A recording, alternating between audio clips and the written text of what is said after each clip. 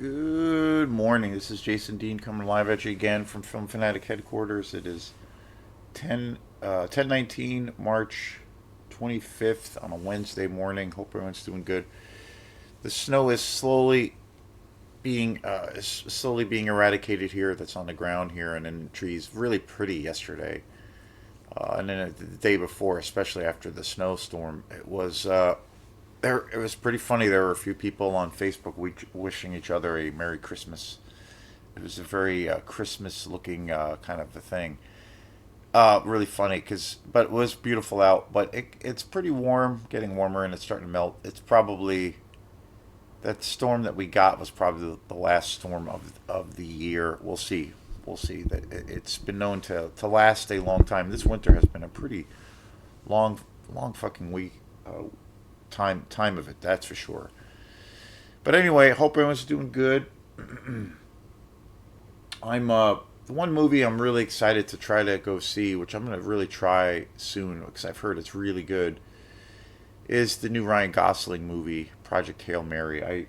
I was curious about that movie, and it's really piqued my interest as of late. And I think it's one of those movies that I definitely want to see in the theater because it's definitely like a theatrical thing. And I'm a massive science fiction fan, so we'll see. I really do like Ryan Gosling quite a bit too. He's one of those actors I feel is, he can be terrific even in a movie that's not particularly that great. Although I will say I can't really think of any Ryan Gosling movies that I've seen that I never liked. I mean, and I think he is really versatile. I mean, when you think of one of the movies where he plays, well, essentially he plays a neo-Nazi skinhead, The Believer, which is an extraordinary movie, such a powerful movie that came out many years ago, and it's hard to believe that's Ryan Gosling in that movie because it just, I don't know. And so I'll do a film like that, which is such a dramatic role and such a departure and such a powerful movie. And then he'll do a movie like Drive, which is one of my favorite movies of his. It might be both of these movies, The Believer and Drive, I think are my two favorite. But then he'll like do, comedies, and he's been on SNL about four times as a host.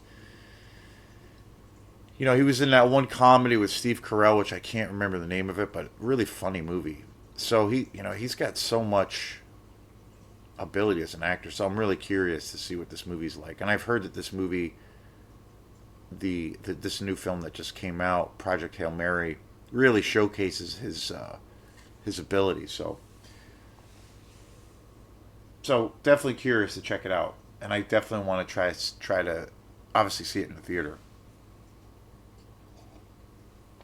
Anyway, I've been still watching a shit ton of movies and got all these different ideas for shows. I'm in the middle, and this is going to be another video in that series, but I've been doing a newer series where I've been trying to do a talk on each stuntman slash actor who has graced the big screen over the years in the playing Jason Voorhees in my favorite franchise of all time.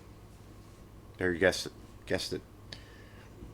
But you can't guess what series I'm talking about, or franchise. Friday 13th, of course. I had this idea that came to me about doing a series of videos on each guy who has played Jason probably about a month ago, and it's been really fun because I have been learning, even though this is, again, like a franchise and things like that I've been loving this franchise forever. I've been learning a lot more. Been learning a lot of interesting things about each actor, each their massive backgrounds and all those things. Especially one of the things I learned the most, or one of the actors I learned the most about, is my favorite Jason Voorhees portrayal, and that was by Ted White in the final chapter. So it's been really cool, really really cool. And I've been yesterday I uploaded a video. Or actually, this morning I uploaded a video with the first Friday the 13th, which is what is it, part 8, I believe. The New Beginning, The New Blood, which is the first movie with Kane Hodder as Jason Voorhees. He made four movies. Today's show is going to be on Jason Takes Manhattan, and then after that, he made Jason Goes to Hell, and then Jason X.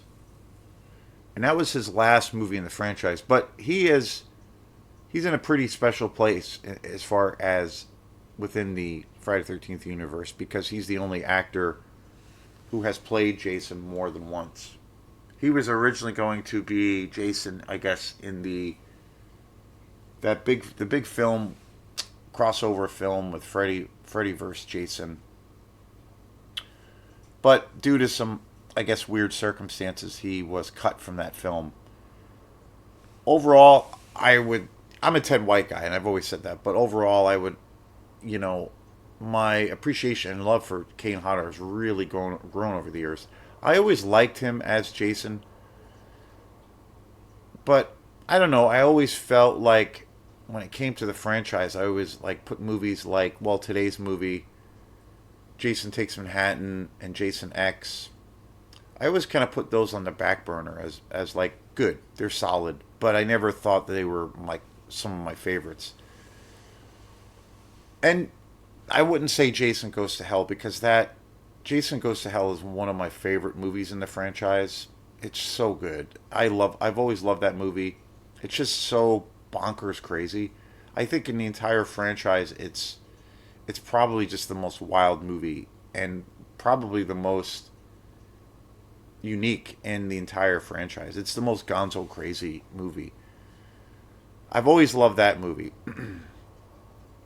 But as far as Jason X and Jason Takes Manhattan, I've always been like, yeah, they're okay. They're pretty. Kind of felt they were a little bit on the, the lower end of the totem pole. But again, like everything, I've seen those movies a lot in the last few years, and they've really grown on me. New Blood, especially. New Blood, I've always liked, but I love that movie. That's one of my favorites too. So all of the movies that Kane Hodder has done over the years, including Manhattan and also Jason X, have really grown in stature for me. I really love those movies now. I need to get Jason X, Freddy vs. Jason, and Jason Goes to Hell. I need to upgrade those movies to Blu-ray. I only have DVD copies of those movies, but they're pretty good quality DVDs. But they deserve an upgrade. I got a box set, the Friday 13th box set, one of many. There's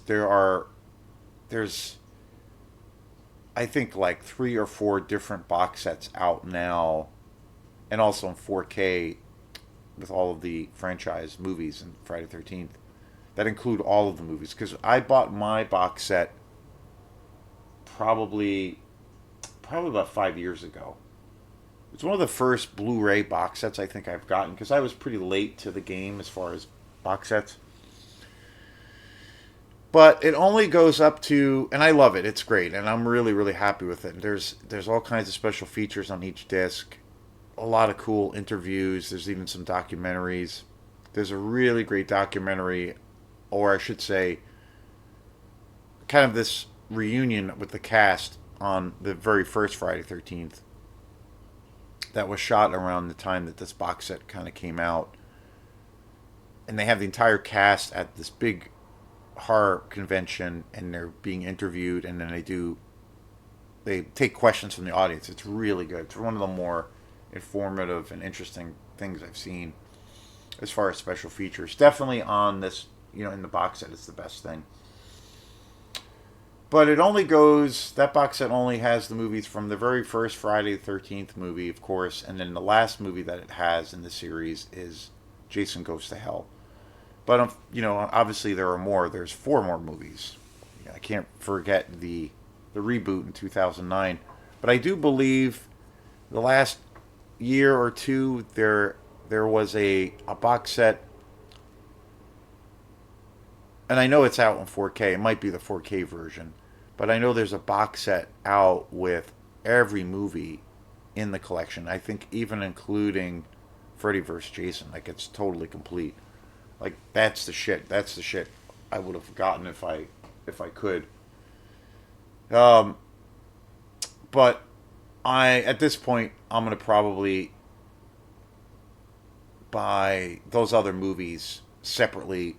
You know, if it comes up, you know, in my travels, because I think they're essential. But the copies I have, the versions I have of those films, are really good. It's they're two of them are higher end DVDs.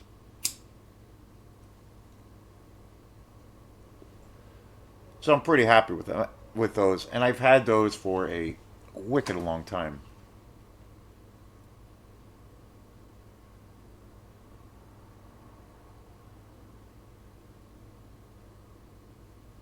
So today's show is this is going to be about part 8, Jason Takes Manhattan. This is the second film starring Kane Hodder. He's kind of known obviously because he's played Jason so many times, 4 times.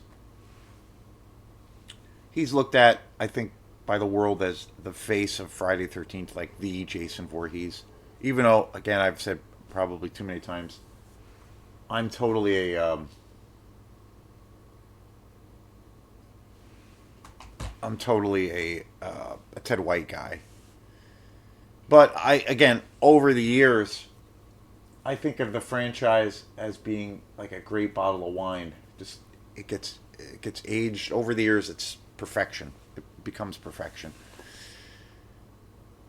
But over the years, a lot of his films, Kane Hodder's movies, Kane Hodder's role as Jason Voorhees has really grown, and I really love him. And I really do think like he in each of these movies, he does something really different with Jason. I mean, each movie also has a new effects team, so they do redesign Jason's physical character. The masks are always different. The makeup effects are always different. The only time where they used the same effects team or effects guy was obviously with Tom Savini, the greatest effects guy in the world of horror. Period. He did all the work for the effects in the first Friday 13th, and then they brought him back for the final chapter. But every other movie, as far as I know, they've always used a different effects team.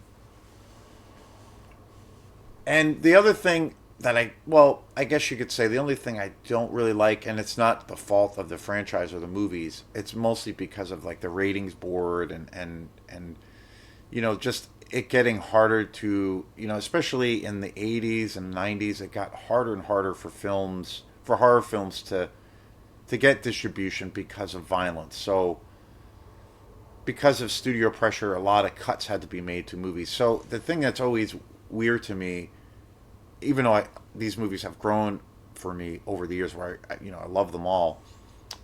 Each movie, it's always odd to me, but each movie, when you watch them in succession, the gore and the kills slowly becomes less and less. Like you see less and less gore, and you see less and less violence. There's more cutaways, and there's been a couple of times in some of the later films, some sequences where they're really cut, and it's very unsatisfying as far as the kills. You know what's going to happen, and I do believe sometimes what you don't see is more scary, that kind of thing, and a little bit more terrifying. But I think in the genre of slasher movies, I think when it comes to the kills, I want to see gratuitous violence all the way. I think in some contexts, though, it does work. Maybe just in horror movies in general that aren't necessarily slasher films. But again, there are so many great horror films and movies that you could consider to be slasher films of where they just have such great atmosphere and a lot of tension and suspense. So you don't necessarily need copious amounts of gore to make it effective. You can have it very, have it implied. I think a great example of that, of where the kills are not particularly gory. There's one scene, one or two scenes in the film where they are kind of shocking, but compared to, say, most slasher movies, they're not very gory, really at all.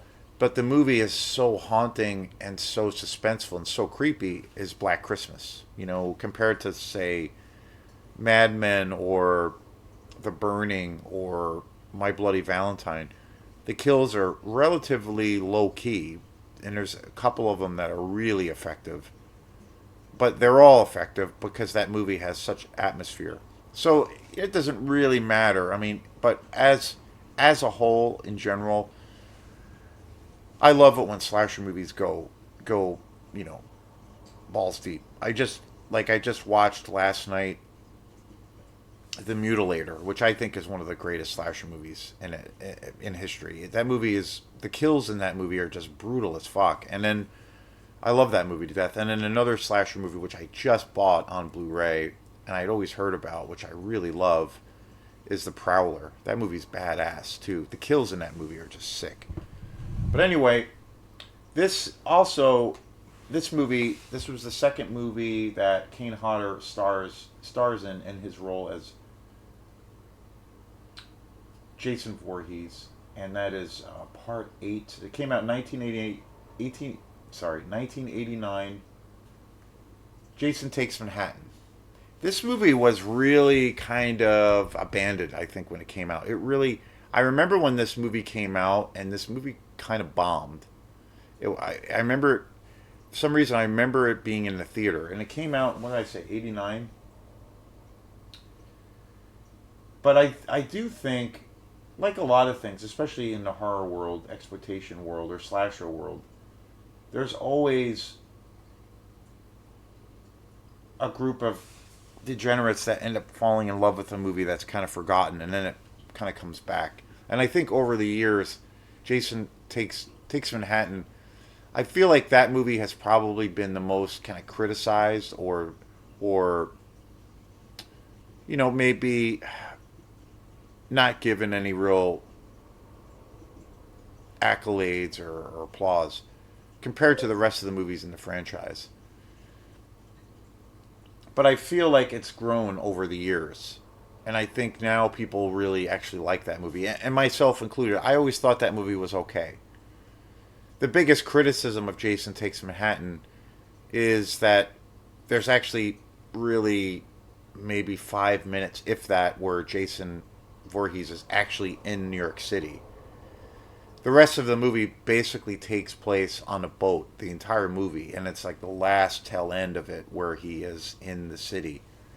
And the way the whole movie was kind of built up in its campaign, when it was kind of released, like this idea that Jason Voorhees was going to be unleashed in Manhattan and just killing everyone and everything in Manhattan, like that's an amazing premise. And taking him completely out of the normal environment, far removed from Camp Crystal Lake, far removed from the area or just being in the woods. So I think going into this movie, there was a lot of anticipation because, like, wow, this is a wild idea. This is a wild concept. And I do think this is another thing that, and I've talked about this before, this is like another example of, I feel like people on the outside that don't like slasher movies and they're not fans of this franchise, they say every slasher movie is the same, blah, blah, blah. But I really do think, I mean, you can't take these movies that seriously, obviously, but I do think that there does need to be a little bit of credit given to this franchise, because I think they really did try some different things and took some crazy chances, by putting Jason, sending him to hell and then sending him into outer space and then sending him to,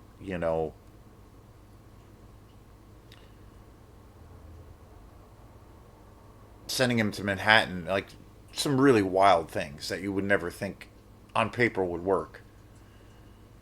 But I do think they are great, and I do feel like each movie is very different. Especially, I think especially to a degree with Kane Hodder as Jason. This was also a big change for the franchise because this was the last, or actually I should say the first movie. New Blood was the last one, but this was the first one under New Line Cinema. Paramount had the franchise before, Paramount Studios, and had released all the films and distributed them. But they were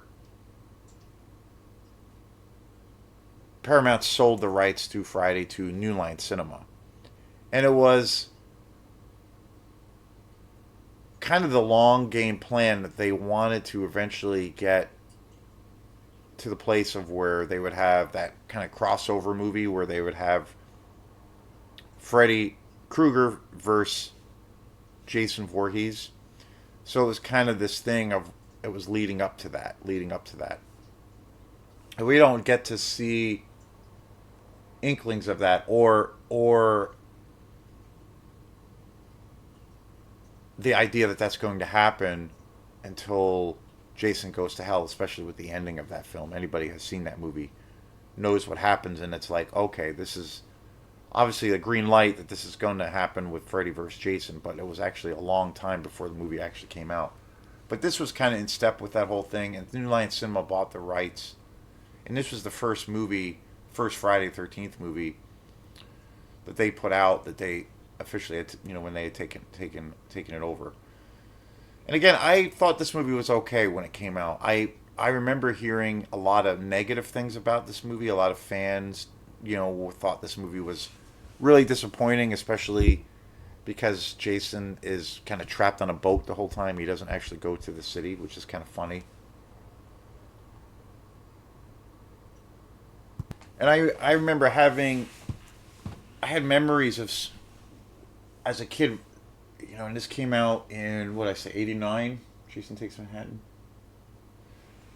I remember this movie being in the theater, and for whatever reason, I remember it being kind of all over the place as far as people were talking about this movie a lot, and critics were talking about this movie, fans were talking about this movie, and I remember having. It was kind of funny. It was like one of the first probably my earliest memories of where I remember a movie coming out in the theater and it just got all this press and attention and people were talking about it. But then at the same time, I remember it was all negative. Everything was negative. Like, I remember people were always trashing this movie. A lot of critics were, basically saying that the franchise was dead. I don't know. It was an interesting time. Interesting time because horror really had its ups and its downs, with the genre in itself. Like in the 70s, 80s, of course, especially the 80s, horror was like the biggest thing around. And it was just massive, massive. But then when you got to the late 80s and then into the 90s, the whole kind of scene was, it felt like it was kind of dying. Like the popularity for a lot of horror films, it kind of subsided, it kind of went under. It got, obviously in the 80s with horror, and especially in the slasher department, exploitation, it got kind of trendy, but there were so many great films that came out because there were tons and tons of directors, which is again in step with the idea of making exploitation movies. There were a lot of movies that were really successful, so a lot of directors and some studios. There were some key major studios involved, but mainly it was all like independent filmmakers that were like, wow, okay, this movie was really successful. Let's make a shit ton of movies like that. Like The Exorcist. The Exorcist comes along and blows people's minds. So people are like, okay, how can we capitalize on it? Or like Jaws comes out and it just sends shockwaves throughout the world. And so people are like, okay, how can we rip this movie off? But again, so many great movies came out of that. So, but it reached a point in the late 80s, early 90s where horror was kind of like essentially, you know, kind of dying, and it went away for a while. Where for for quite a few years it was a the horror genre was a big draw for the box office, and it had a massive fan base, and it kind of just commercially went away. And I think that that was part of that criticism with this movie, with Jason Takes Manhattan, where a lot of people were like, "Oh, this is the death of horror, the death knell, the final coffin."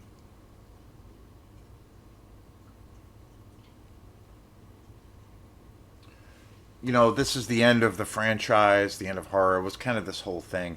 But I remember having memories as a kid where people were like just kind of trashing this movie, and then also just really trashing the franchise, just saying it's just it's all garbage, and its time is over. And I remember when it got Jason Takes Manhattan had gotten a wide release, and I remember like kind of it was yesterday, like this movie it just totally tanked in the box office, and it was like a lot of people criticized it. Mainly it's because Jason is essentially on a boat the whole time. But over the years, I feel like people have come around to this movie, myself included. I always thought I never hated this movie. I never like disliked it. I always thought it was okay. But now I think it's great. I think this movie has actually two of the best kind of gore scenes or action sequences or kills in the franchise. Particularly around the infamous boxing scene in Jason Takes Manhattan. I mean, it's incredible. It's amazing. I think it's one of the best kills in the entire franchise. I also feel the other scene in this movie that just totally always floors me is the scene of where the movie kind of has the conclusion takes place in the sewer, and there's like this toxic waste that eventually like does in Jason Voorhees, where it like melts his flesh and everything. There's that whole sequence of where that happens in the sewer that I think is just absolutely awesome, really really great. And I like the cast. I like that this movie is. I love that it's so cheesy. I do feel like, and I love Kane Hodder as Jason. Again, he has this way, and it's hard to really describe what it is or what those elements are, because when you consider Jason Voorhees being a silent character the entire time.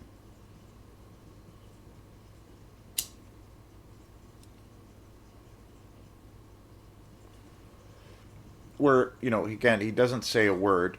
It's all about with Jason Voorhees. It's all about the physicality, the appearance, the being intimidating and frightening, and just imposing. And yet with Kane Hodder, even though he's in four movies back to back, he does something really different and unique. A lot of it has to do with the redesigning of Jason's character in each movie. Sometimes that is a criticism by fans and people by saying, "Well, why does Jason have to look so different each movie, or why does the iconic hockey mask have to look so different?" I think it's great. I love that they did that. I love that they took it to all kinds of different extremes and things like that. I think it looks, it gives the movie its own kind of identity. Well, especially with Jason Voorhees. And given that, Jason Voorhees, the character, doesn't say one word, with Kane Hodder kind of brought in this thing of where Jason Voorhees kind of makes these grunts throughout the movies, but that's really it. So really unique that he's able to bring this different kind of vibe each time. Sometimes he moves slower than other films, sometimes he's a little bit more aggressive. But I think he did a really great job, and considering how hard that must be, because to make a character stand out, to make a character memorable when you have no dialogue and your face isn't even shown, that's pretty serious business. And I think that deserves, a serious, thumbs up to be able to pull that off. But overall, Jason Takes Manhattan, this movie has grown for me immensely over the years, and I love this movie. It's super schlocky, and it's super, it's very cheesy. It's very cheesy. But hey, they're all cheesy. They're all the Friday 13th movies are wicked cheesy. But this movie is a little bit more. There's times, and it does feel like, this is the first movie that New Line Cinema, after buying the rights, put out. But this is the first movie that they put out, that New Line Cinema put out after they bought it from Paramount. It does feel like it's lower budget. I don't know why, but it does. It feels like whereas some of the movies in the previous, some of the previous movies, I feel like the production value is really good, considering they are low budget slasher exploitation movies. I think they really utilize every dollar, and you see it on the big screen, and it feels kind of higher level. But it does feel with New Line Cinema. That's one thing that's always stood out to me with the franchise. With the compared to the Paramount movies, and then comparing them to the New Line Cinema movies, is they always, for me, I've always felt maybe like Paramount, or I should say New Line Cinema, didn't put as much money into the films as Paramount did.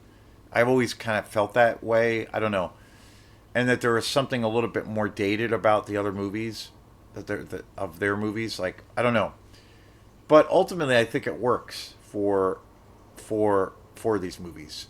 But this one in particular is a little bit more on the schlocky, cheesier side. Some of the dialogue, some of the characters, but I think, again, it's kind of a bad movie. It's kind of a terrible movie. But I totally believe in that idea of something can be so bad it's good.